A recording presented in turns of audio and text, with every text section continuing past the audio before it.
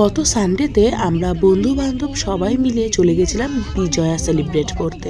তো ফ্রেন্ডস আচ্ছা, এবং আমরা তাদের কোথায় ওয়াইফ যাচ্ছি বাচ্চা দেখি, সবাই কাচ্চা বলো দেখি। সবাই মিলে আমরা পৌঁছে কোথায়? গেছিলাম কোন চিনার রেস্টুরেন্ট? পার্কের আমিনিয়াতে।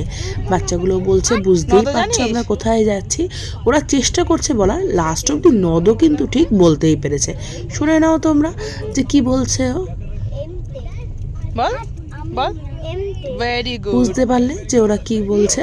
তো এবার সবাই মিলে আমরা চলে গেলাম আমিনিয়াতে, যেখানে অবশ্যই সব হাজব্যান্ডরা এক জায়গায় বসে মানে ভীষণ পরিমাণে একটা ডিসকাশনে ব্যস্ত, যেটা অবশ্যই মেনু ডিসকাশন, কি খাওয়া হবে।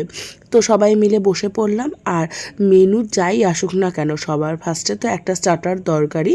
তো সেই হিসাবে সব বাচ্চা ছিল, যেহেতু বাচ্চারা একটু চিকেন লাভার হয় এবং বাচ্চা থেকে বড় সবাই, ওই জন্য প্রথমেই নিয়ে নেওয়া হলো চিকেন তন্দুরি, যেটার টেস্টটা অসাধারণ ছিল।